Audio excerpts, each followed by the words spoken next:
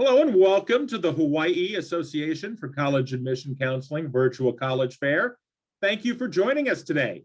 Just a few housekeeping announcements before we get started. You can use the Q&A button on your screen to type your questions to our presenters at any time, and your cameras and microphones are off, so the panelists can't see or hear you.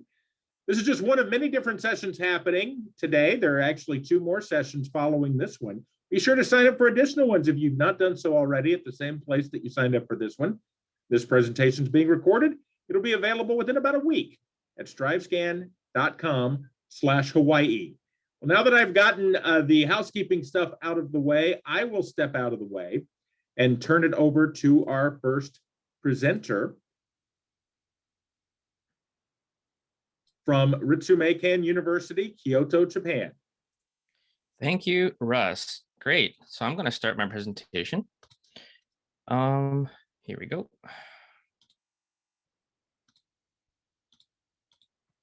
Give me a few minutes there.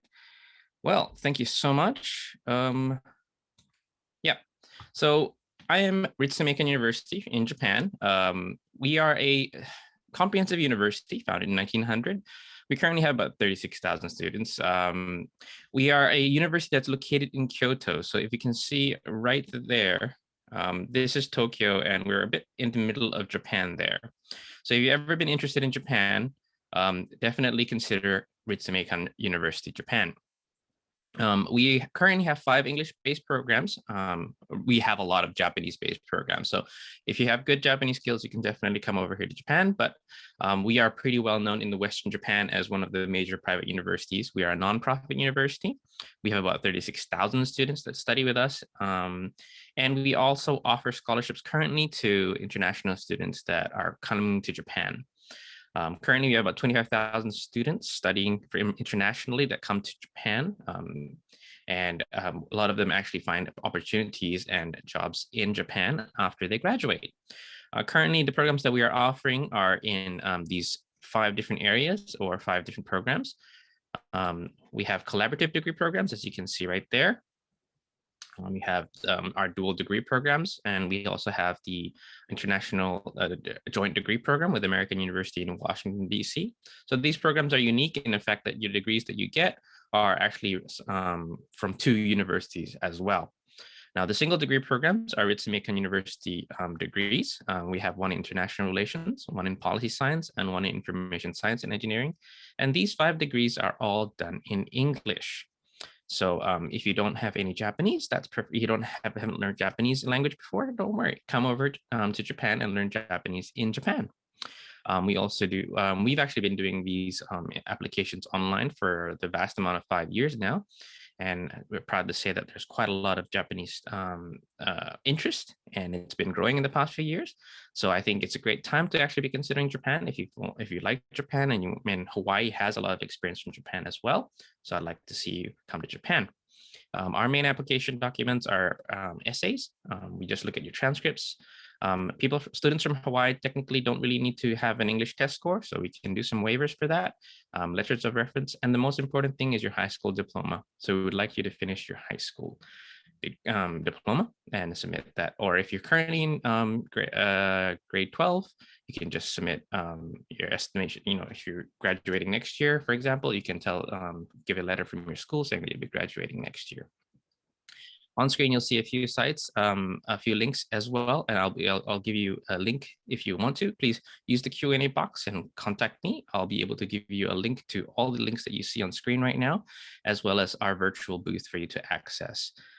Thank you so much for being here today, and I hope that you consider coming to Japan, because Japan has been quite unique. I personally am not from Japan. I came from Australia myself about 10 years ago, and I come to Ritsumeikan to study a degree.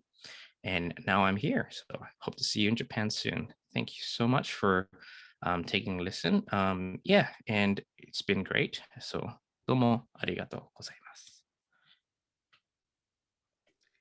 Thank you very much, and I will reiterate what was just said about using the Q&A to ask questions of our representatives at any point. And if it's for a specific school, just make sure to name the school in your question. Up next, we will hear from the representative from Sacred Heart University. Thanks, Russ. Good afternoon, everybody. My name is Sarah Kolaski. I'm the Regional Director of Admissions for Sacred Heart University. Sacred Heart is located in Fairfield, Connecticut. We're just an hour and a half outside of New York City and about 2.5 hours to Boston. But the good news is I'm based in Denver, Colorado, so a few time zones closer to you guys. So if you have any questions, I will be your direct point of contact. We're also in the third most concentrated area of Fortune 500 companies. So students looking for those experiential opportunities, all of our majors require at least one internship to graduate. So all of those opportunities are readily available in our backyard. We're sort of in a quintessential New England college town. We share the town with Fairfield University. We do get the Four Seasons. We're 20 minutes away from the beach and about an hour on the express train line to New York City. So you get a little bit of everything if you're coming out to the East Coast. We're sort of a hybrid of liberal arts meets career education. So students who are undecided, which most are, will have the opportunity for exploration in those first 2 years, along with support from the Career and Professional Development Office for, again, those experiential opportunities. But if you have an idea of what you want to study and you want to come in with, we do offer some direct entry as well as combined and accelerated graduate programs. We see about 40% come back for a postgraduate study at Sacred Heart just because they do get priority consideration in that process and ultimately could qualify for opportunities such as a graduate assistantship. So paying those master's years forward. Since we were a younger university, we had a lot of autonomy with the curriculum, so we could really develop to what the modern student needs and really engage in what a lot of programs need, requiring that higher learning.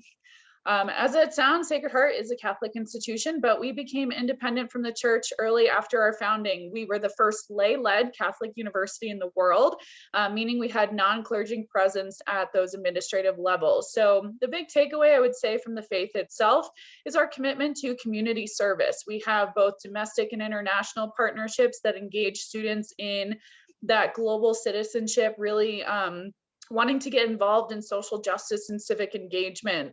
Of all the clubs and activities that we do have on campus, Habitat for Humanity is our largest student-run club. So it's a testament to what our community wants to be involved in and the impact that we want to have both in our general area as well as across the world. We're in a very pivotal growth phase right now, one of the top 10 fastest growing Catholic universities in the country. We are most notably known for our success in the health professions. As you can see, we've had a 100% pass rate on our boards exams for students looking in physical therapy, occupational therapy, athletic training. We have a 97% NCLEX pass rate, which is way above the national average. And we've had 100% first-time pass rate for our FNP program. So students who go on again for that higher learning are still as successful. As we are known for the health professions, we are growing in a lot of different areas.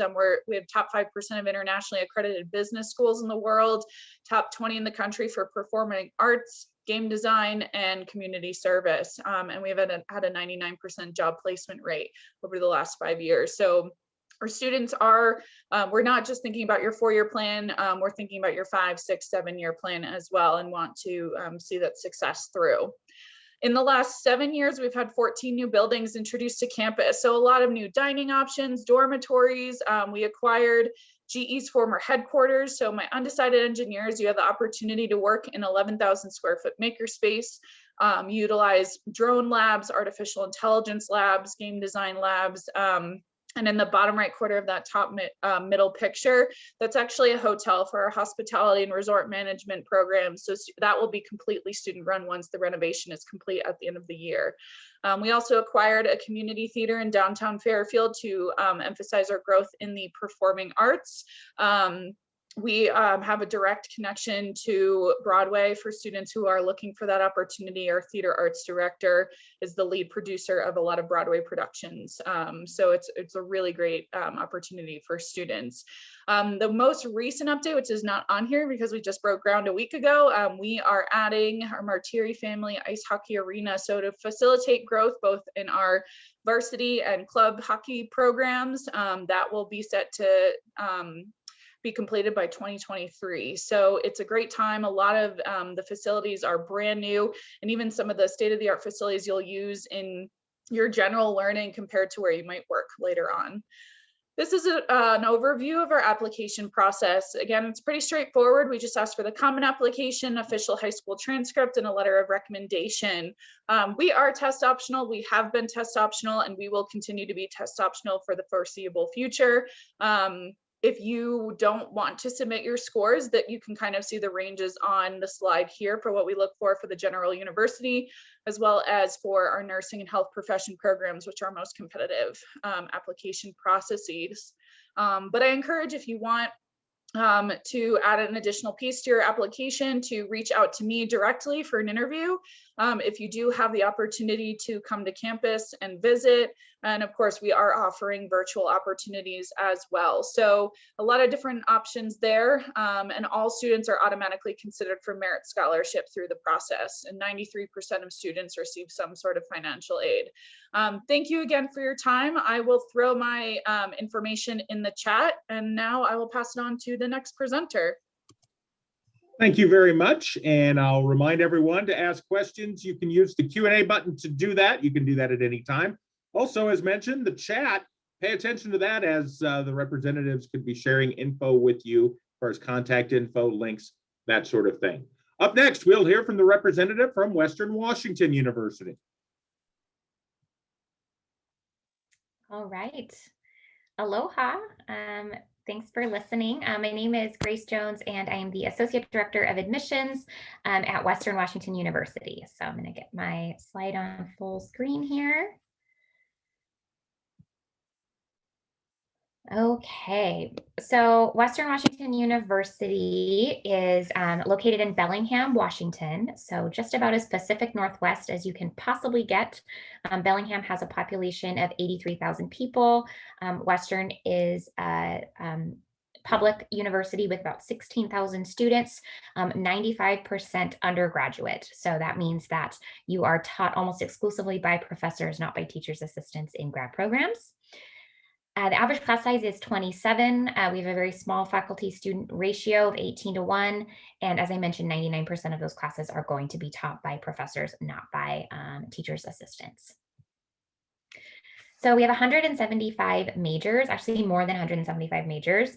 Our most popular programs include marine biology, environmental science, education. Western did start out as a teaching school, psychology. Something unique about Western is we have a self-designed Fairhaven major. So if you look through those 175 majors and there's not something that you're interested in, you can actually design your own major. Most students do use kind of a social justice lens to look through that when they're designing their own major. So there might be something like law, diversity, and social justice in that. We do have about 16,000 students, as I mentioned, so about 95% of them are undergraduates. Again, that faculty student ratio. We have over 250 clubs. So we are one of the largest associated students in the country. We have everything from Quidditch Club to pre-med club and clubs focused on majors to things like longboarding, outdoor activities. We have a Disney movie watching club and a cereal eating club, and just all sorts of fun clubs that you can get involved in or start your own. Western is a beautiful campus and is very focused on outdoors. We have outdoor center for gear rental, guided excursions, lots of stuff that's always going on up in the Pacific Northwest and in beautiful Bellingham, lots of outdoor recreation happening. We have an online application that includes your transcripts, your high school transcripts. We want your senior schedule, your activities list, an essay. And if your grades aren't quite reflecting your academics, or something happened in high school that you want to tell us about to give us a more accurate representation of who you are and what your grades look like, you can give us an optional tell us more essay as well. We have letters of recommendation as optional, and we are test optional as well and will be for the foreseeable future. So if you want to send us in those ACT or SAT scores, feel free. Otherwise, no need to do that. The application fee is $60. We also have an application fee waiver if that's something that you qualify for. Our early action deadline is November 1st. So that's coming up here, and it'll be here before we know it. The deadline to apply for priority admission and scholarship consideration is January 31st. So early action deadline is November 1st.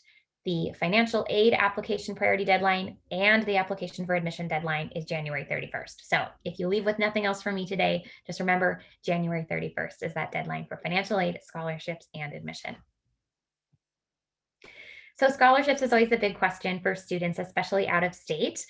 So Western is a WUI school, which means we're on the Western Undergraduate Exchange. But it's a scholarship. It's not automatically given to students who are in WUI states like Hawaii. So it's our most highly awarded merit-based scholarship. It's for students who have about a 3.95 or higher GPA, and that scholarship's about $14,000 a year. We also have our Western Award for Excellence, which is a little bit less money for a little bit lower GPA. And then the Western Achievement Award is also a little bit lower for a little bit lower of a GPA. So that's it from me. You can contact us at admissions@ww.edu. There's our website, there's our general phone number, and then some specific contact information for me. I am your admissions counselor for Hawaii. I hope to be able to come and visit soon. It's been a long time. I miss those times in fairs on the island, but I'm around if you have any questions. Western is still closed for in-person campus visits, but we hope to be resuming in the summer. Otherwise, you can always find a virtual information session or take a virtual campus tour or meet with an admissions counselor online. So I hope to see you soon. Thank you very much. And once again, I'll remind everyone, use the Q&A to ask questions. You can do that at any time. And if it's for a specific school, just name the school in your question. Up next, we'll hear from the representative from the University of Alabama. Hello, everyone. Let me get this pulled up. Let's see here, slideshow from beginning. Perfect. My name is Kevin Payton. I'm the regional recruiter for the University of Alabama, covering the state of Hawaii. I'm actually based out of Los Angeles. Without further ado, I'll tell you guys a little bit about UA. We're a large public research university, obviously located in the southeastern portion of the United States. A lot of people, when they hear the University of Alabama, they think of football. We tend to be pretty good. We were pretty good again this past year. We just won our 17th national championship. So, we're always really excited about football and now basketball. We're in the Sweet 16 going up against UCLA tomorrow. So we're excited about that as well. Outside of athletics, we do have the largest Greek community in the country. So if you have any students that are interested in pursuing fraternity or sorority life, it's a pretty popular option at UA. I mentioned a lot of people know us for football and for athletics, but we're actually second in the nation among public universities for National Merit Scholar enrollment. So as a friend of mine says, we get athletes and mathletes at the University of Alabama. And we have been ranked among the top 60 public universities, according to US News and World Report for more than the last decade. Where are we located? Obviously, we're in the state of Alabama, but more specifically, we're in a smaller college town called Tuscaloosa. Tuscaloosa has a population of around 100,000 people. It's about 60 miles southwest of Birmingham. I think it's great for students to talk to me, but I always encourage students to try to make a visit to campus. We do offer campus tours in person. Right now, they're offered through the end of the month through April, but we'll be adding more for summer and next fall and next spring, obviously. So campus tours are really important. So make sure to take advantage of those. But obviously, travel is a little difficult right now. So we do offer virtual information sessions hosted by various different colleges on campus. We also do have a virtual tour, which I'll put in the chat here in the next few minutes as well. So I encourage students to take those online opportunities, while they're waiting to visit campus in person. One of my favorite things about the university is it's a great place to meet people from all over the country and all over the world, from all different walks of life and all different interests. We're a majority of out-of-state students, so we get more students from outside the state of Alabama than from Alabama itself. We do get a handful from Hawaii each and every year as well. So if you have any students that do decide to attend UA, they definitely won't be the only ones. And we're also 3% international from 76 different countries. So again, great place to meet people from all over. So in terms of academics, we do have 70 different majors, over 200 different degree programs to choose from. Our university is composed of 9 different schools and colleges. Our most popular colleges on campus are going to be the College of Arts and Sciences and also the Culver House College of Business, which are actually working on expanding here in the near future. Houston Hall is currently under construction. But we also have great nursing programs, education, human environmental sciences, engineering, all awesome programs throughout the university. We also have a program where students can create their own help. If we don't have specifically what they're looking for. We do have an honors college. It is a secondary application. So if students want more information on that, they can reach out to me and I can discuss that with them. And we also are a tier 1 research university as well. Tons of campus resources. We're top 10 for internship placement, so our Career Center tends to be doing a pretty good job.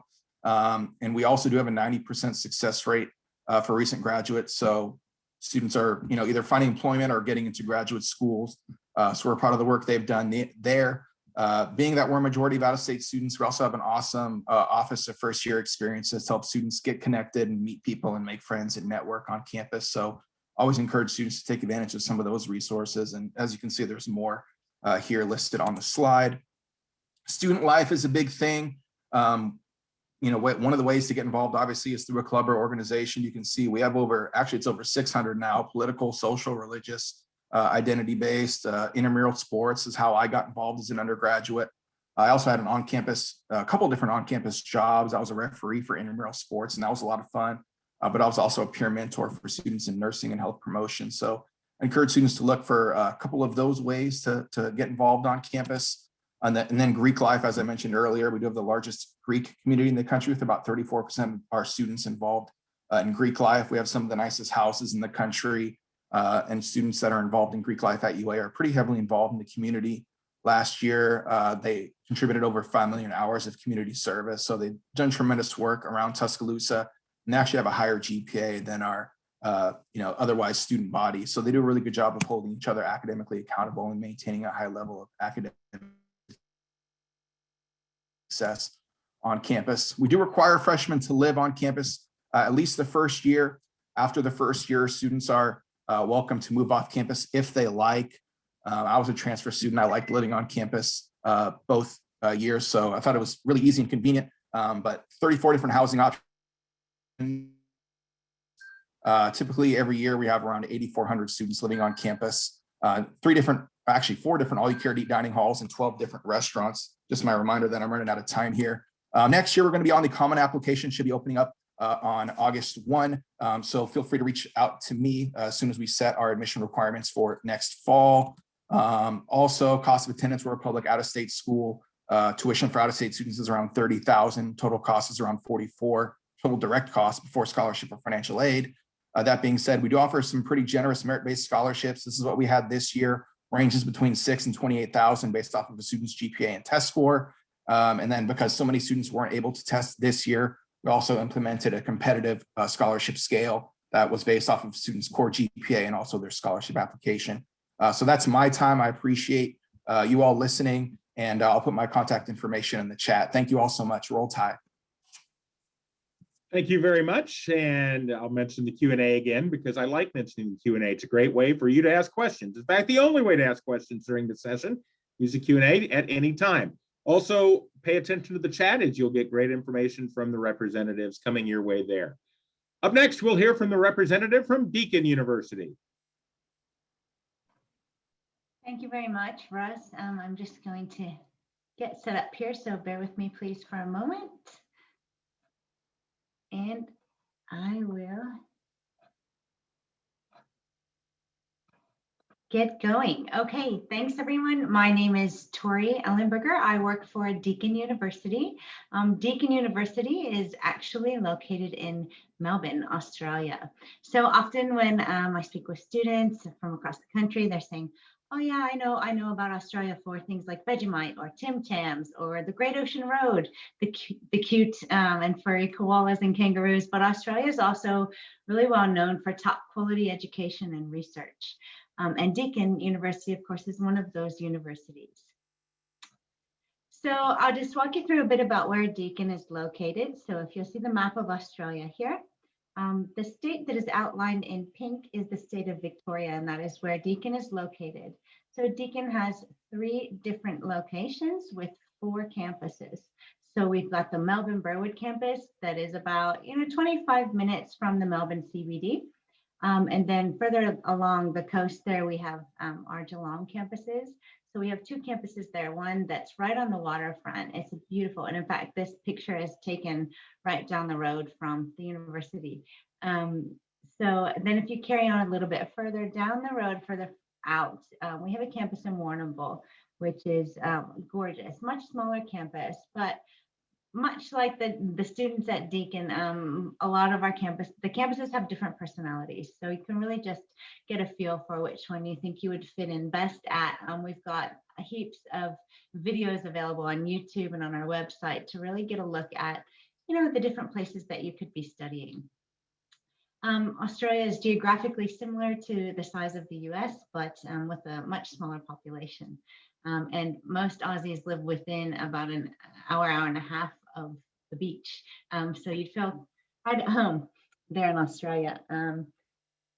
So Melbourne as a city, the closest city to where our main campus is located, is one of the world's most livable cities. I lived there myself for 4 years and lived right downtown. So in these pictures, you can see the famous laneways, some of the famous trams and the stations. And then at the bottom, one of the beaches that's well known around Melbourne, Brighton Beach. So Deakin is in that part of the world.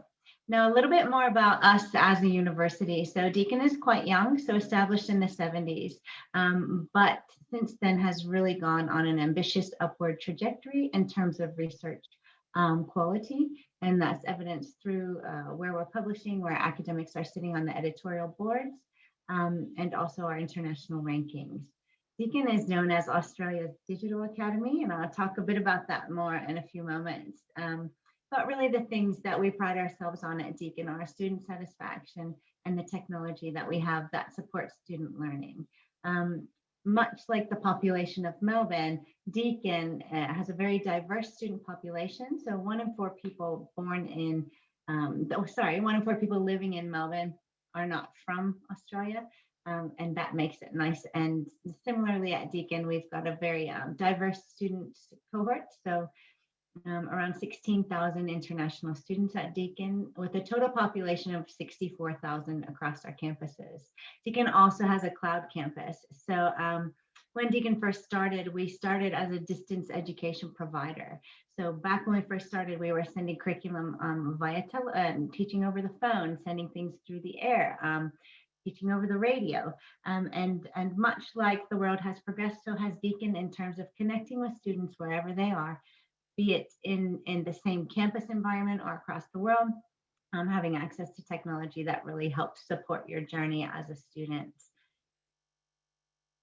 So what are some of these things? So Deakin has been ranked as having the highest student satisfaction in our state for now the 10th year in a row. That ranking just came out. And why is that? Because we try to do for students what they need in order to be successful. We've got, like I mentioned, digital solutions that really assist students to be successful, ranging from things like a personalized dashboard where you can find everything you need at the click of a button that has anything to do with your life at Deakin. So enrolling, your bills, which textbooks to buy, how do you get into certain units. And then we have enhanced, digital technology as well, things like Deakin Genie. So what that is basically like Siri for your experience at Deakin. And Genie can help you with anything. If you have a minute, search it up. It's very interesting. Anything from finding your parking spot to when your next accounting exam is. So why do we do this? We integrate the student experience with what students are used to doing now, and that is having accessible information to help them navigate as they progress through their educational journey. What Deakin is really well known for is exercise and sports science, so top 3 in the world in that field. Very well known for food and nutrition, psychology, sport management, life and environmental science, and education. But like I said, comprehensive, so pretty much anything you could want to study is available at Deakin. We do have 3 starting dates depending on the course that you would elect to apply for. So that allows for some flexibility in terms of finishing up your high school and any internships and jobs you might have, and then starting when it works for you. You can see here we have starting dates in March, July, and November. Typically, we request SAT or ACT for entry into the university. And right now we are test optional. So always check. I'd say, if you don't know, check in with me. I'll show you my details. We've got on-campus and off-campus accommodation options. Information's here. And like I said, my name is Tori. Here are my details. Feel free to reach out at any point with any questions you might have. Mahalo. Thank you very much. And I'm going to ask each of our representatives to come back on camera and turn on their microphones as I get to play talk show host, as we have a few minutes left here in this session. So we'll do a little Q&A with everyone, and we'll have a couple questions to go through here. And the first question I'm sharing right now is, what advice would you give someone going through the college search process right now? We'll start with Ritsumeikan University, Kyoto. Well, it's kind of hard to say since I'm a Japanese university, but it'd be saying that as anybody I would give advice. Myself, when I looked at to go to college, is look across the world now, since you can go across the world, across everywhere, and education is where you want to be. So look at where you want to be and where you want to experience it, because 4 years of college life is probably the biggest life-turning experiences that I ever have. So that's my advice for you. Sacred Heart University. I kind of, it's like a two-part for advice, and they're kind of correlated. So the first I would suggest is to make a separate email for all of your college communications. It's going to make your life a lot easier. It's all in one place, and then you don't have to worry about having all of that kind of spamming your personal email. So something as simple as your name and your graduation year at gmail.com is a great way to go. And that second part is, you can see our counselors, we're real people. So you're going to be connecting oftentimes directly with a counselor in your area. So do us a favor, if you're no longer interested, just hit that unsubscribe button. It'll make, again, you don't want to be bombarded with all these communications flooding your emails. And it also helps you to be really intentional about the process. Western Washington University. Yeah, those are both great advice. I think I would just add, we are real people and we love to hear from you. So reach out to your counselor in all of us and any other school you're interested in, because we love to answer questions, and the process is really challenging and we get that. And that is exactly what we are here for. So any questions from application to campus life to what it's like on, in housing or anything like that, just reach out to your counselor. University of Alabama. So my advice would be kind of along the same lines as Jeremy. Keep your options open, keep attending events like these. And then also, visiting campus. I tried to emphasize it during my presentation, but I encourage students to visit their top 3 or 4 schools if that's possible. Speaking with someone like us and hearing our presentations is always good, but until you see a school for yourself in person, I feel like that's what's really going to help a student decide what's the best fit for them over the next 4 years. Nice. Deakin University. Yeah, much like my colleagues, don't be limited in where you're looking, and don't be limited in any sort of preconceived ideas you might have with regard to affordability of universities anywhere in the world, because often you can attend some of the best universities for equivalent or far lesser cost than you can, and you might think. Hey, we will have a second question here, which is a little more, not that it's more fun than giving advice, but it is one that is a fun question. What's your favorite event or tradition on campus? We'll start with Ritsumeikan University again. Well, it's kind of hard to say because Japan is full of festivals and fairs. So all year round, actually, every season we'll have something happening on campus. It has been a bit tough for a lot of us because we have catered a lot of things happening throughout the season, but the pandemic has stopped it for a while. But we are hoping that, with the vaccines rolling out and all the students are trying to get back and we're all learning how to, socially distant. I'm hoping that November this year we'll have fall festival happening up, and that's when our biggest festival happens, where the entire city of Kyoto sends people coming in to visit in our campus. So you get to actually be on a Japanese festival. So that would be one of the best things. Because I also go there and grab free food sometimes from the other departments as well. Sacred Heart University. Yeah, so there's a whole slew of traditions over all the different clubs and activities on campus. But one event I actually wanted to highlight just from this past semester, just because it has been really unprecedented times. We actually froze our courtyard and made a giant ice rink on campus. So it was kind of a nice way to have a little bit of creativity, a little socially distanced activity outside. And yeah, everyone could kind of sign up like in an allotted time slot and just enjoy the space and kind of be around their friends. Western Washington University.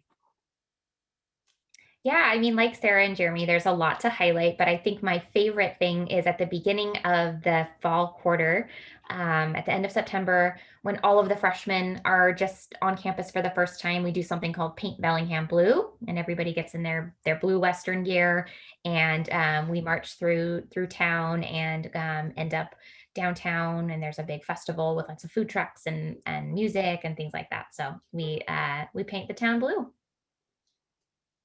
University of Alabama. For us, it has to be going to a football game.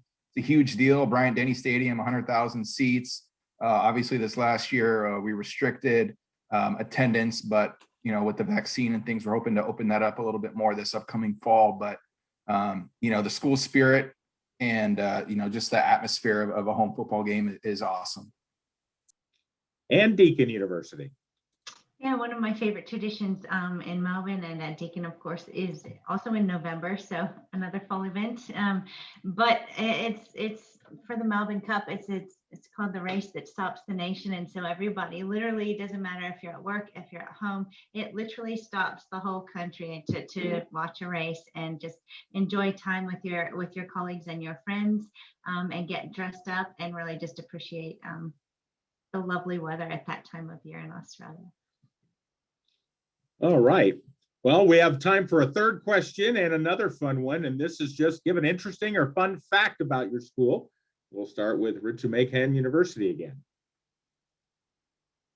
Thank you. Now, this was going to be a bit tough for me to answer for this question, but Ritsumeikan University is in the middle of Kyoto. So if you think of how you want to go traveling, an interesting fact about how Ritsumeikan is that if you come study here, you can basically be a long-term tourist as well if you want to go to every single tourist site that you've ever wanted to be in Kyoto, because UNESCO World Heritage City to begin with. So there's about at least 60 World Heritage sites across the entire city. So if you've ever thought about visiting all of that, for sure. And I have been stuck here. I'm in Kyoto, Japan right now. I've been here for almost 8 years and I still haven't finished visiting the entire Kyoto prefecture. So I would definitely say that's an interesting fact for being at Ritsumeikan. Sacred Heart University.